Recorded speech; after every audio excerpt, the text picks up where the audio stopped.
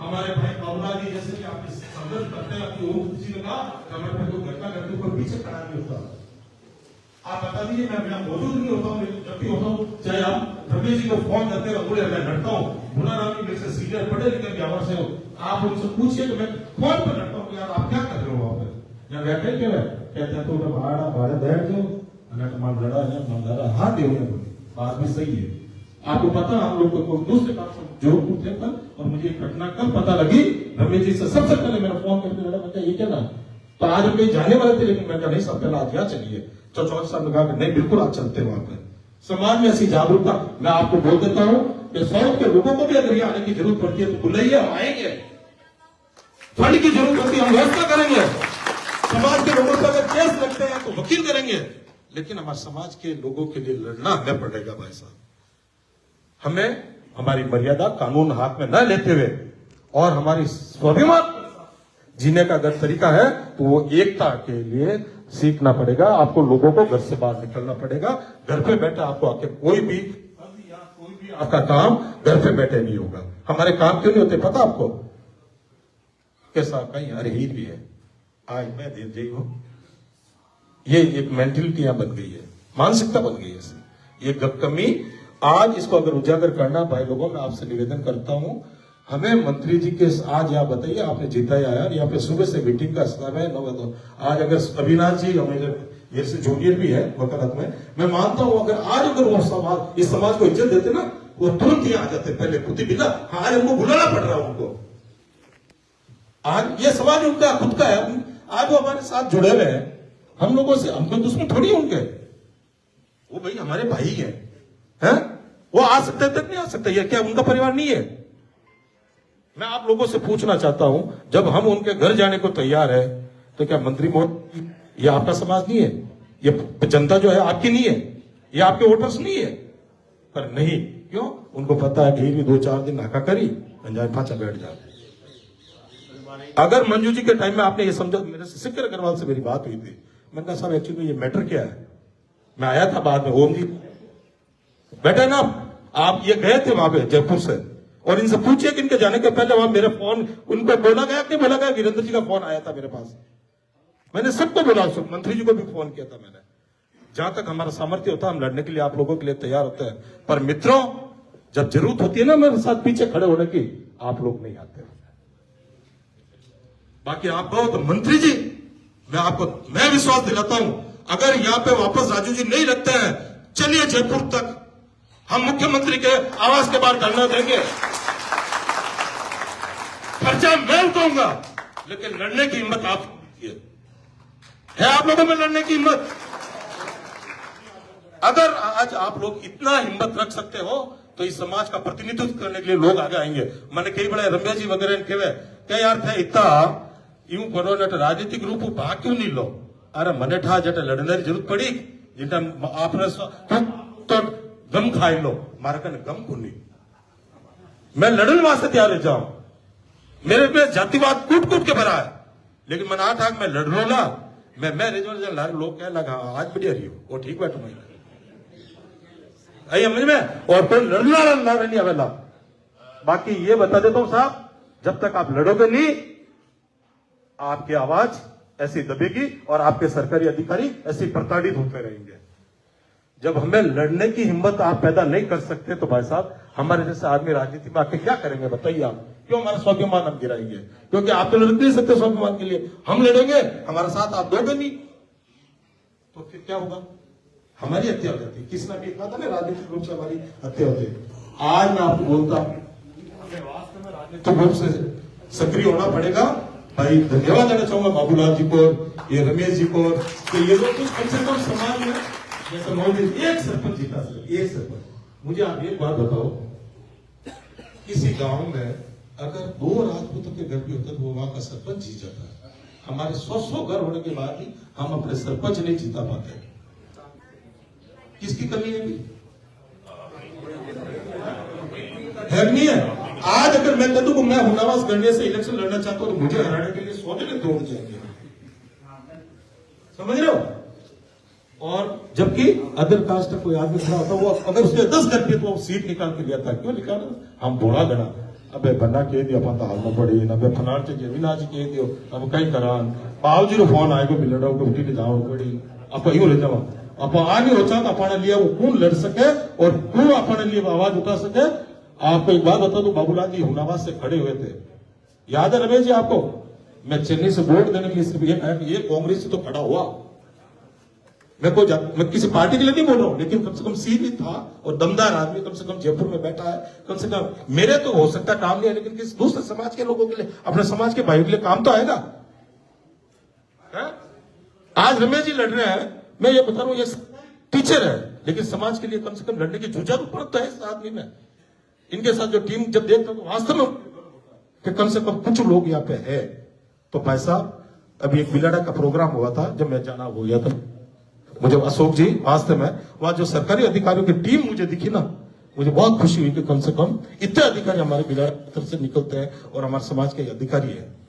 लेकिन भूलिया, आप सब हमारा भाई तो मैं एक हाथ जोड़ना आज आपने प्रार्थना करनी चाहूं, मैं गलत हूं, थोड़ा बेटो रह सकूं, मन बुलाए बड़े में ठोक जो मैं आई लो मार, लेकिन समाज ने यूं मत मारो, आप अधिकारी है, आप कंधा है, इनके हाथ मजबूत करो और हमें लड़ने, मैं को काटे में बिगड़ जाए बड़े तमाए लेवा, लेकिन अगर अपना अधिकारी डरगा दबगा तो अपने समाज रो काम करना हूं वास्ते किन कर जाए थोड़ा ए नेता तो कि नहीं भरोसा लायक नहीं है हो। आज बड़े के तू और तो वोट मिली जना आपने तुरंत आज जोड़ना आई समझ में। आज आपने मीटिंग चल रही है, अविनाश जी अपना आदमी है, 9 बजे लेन अभी तक आया गया, अपन बुलाने की जरूरत पड़ी, अपनी कमजोरी है, अगर नहीं आवे तो समाज बैठी हटे आ रही आगे तक इलेक्शन, अपन कोई देखो अविनाश जी का अपना दुश्मन को नहीं, अपन तो वो एक गुनसान हणुजी रामलाल से बूढ़िया बीन बैठा हटे। आप एक प्रार्थना है, गांव गांव में एक मीटिंग कर लो, निर्णय ले लो। हम क्या जिला परिषद में भी मैं क्यों आपने बीजेपी है वो चाहे कांग्रेस हो चाहे अपन गांव में पहले निर्णय ले लो, ताकि अपन आपस में नहीं लड़े और एक अपन जरूरत तो हमें कम घटे प्रधान तो आप बना सका अपन 5-6 जिला परिषद पंचायत सदस्य या जिला परिषद सदस्य जिताएगा तो कम अपन आगे तो आए आगे बोलो भाई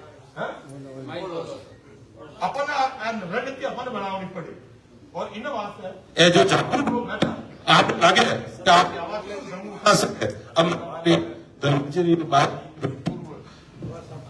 अध्यक्ष है, तो एक बात बताओ, आपका जो राजनीतिक लोग जो सक्रिय है सब जना आप बैठ जाओ, बूढ़िया रहता है बूढ़िया आप लोग बैठ करा कि अपन इन गांव में अपन आदमी है अन्य खड़ा करना लागे मऊ जी सरपंच लाएगा तो सरपंच नहीं आप बात करें लागे बाबूलाल जी को पंचायत समिति सदस्य जिला परिषद के लिए लाइक आप मैं समाज की एक मीटिंग हुई थी, अशोक जी ने मीटिंग रखी थी, वो जो मैं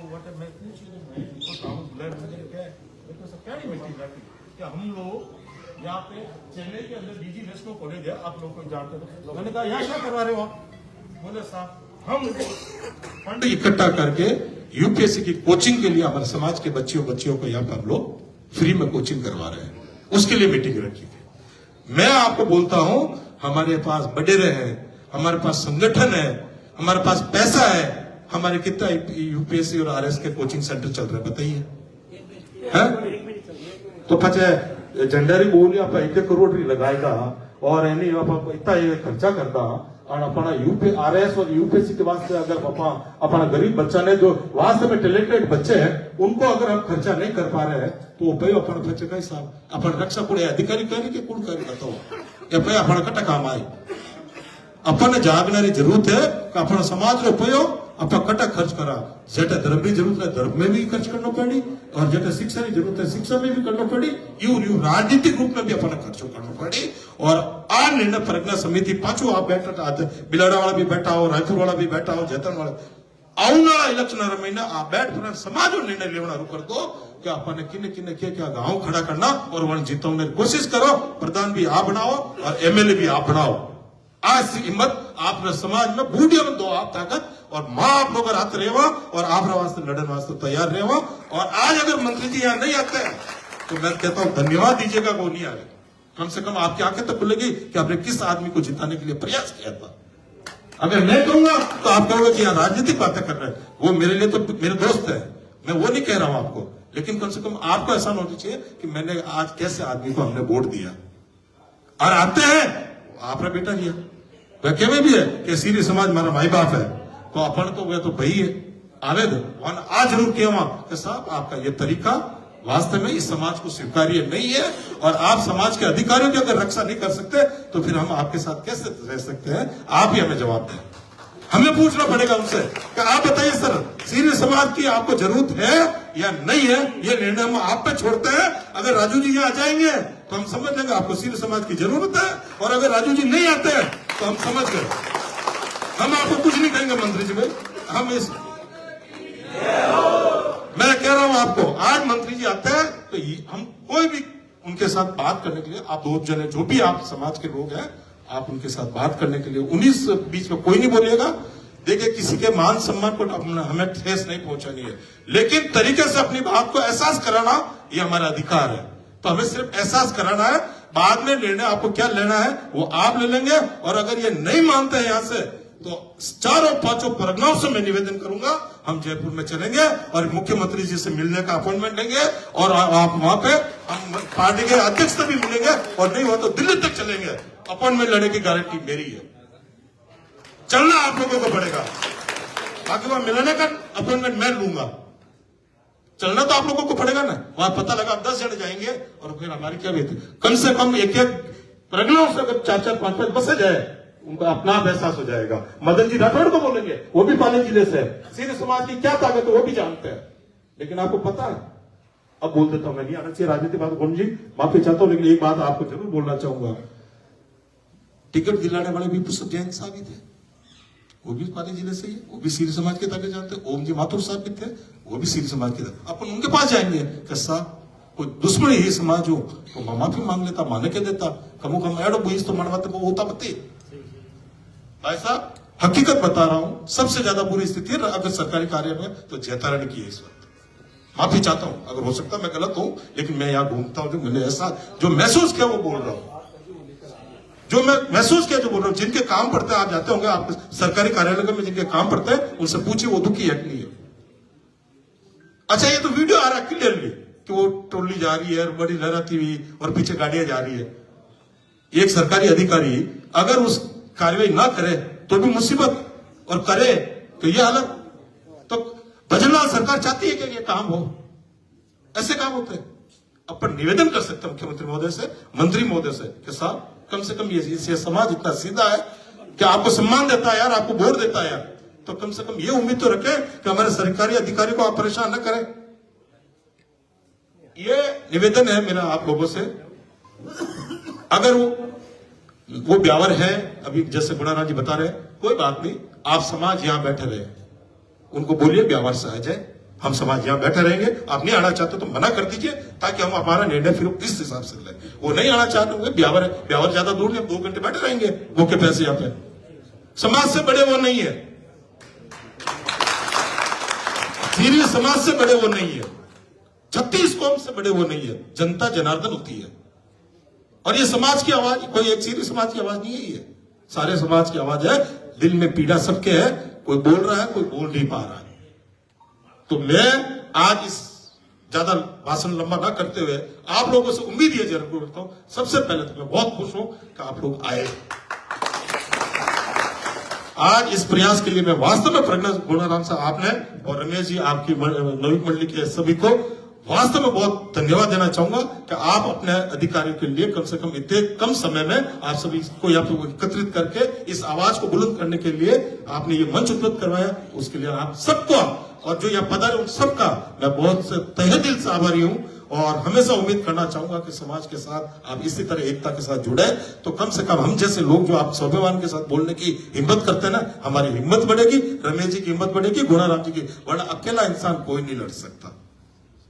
मैं इस मंच के माध्यम से तमिलनाडु महासभा की तरफ से भी आप सबका बहुत बहुत धन्यवाद देना चाहूंगा, और इस समाज की एकता के लिए मैं आप सबको नमन करते हुए बूढ़ और पीछे में आप गाँव रो टाबर हूँ, ऐसे का मारू कटी भूल चुक रही रहे और कुछ ज्यादा केज को रहे तो आप पेट टाबर हो, मैंने माफ कर, और इन समाज की एकता वास्ते आप मैंने बुलाए मौको दियो, उन वास्ते मैं आप बहुत बहुत धन्यवाद आभारी।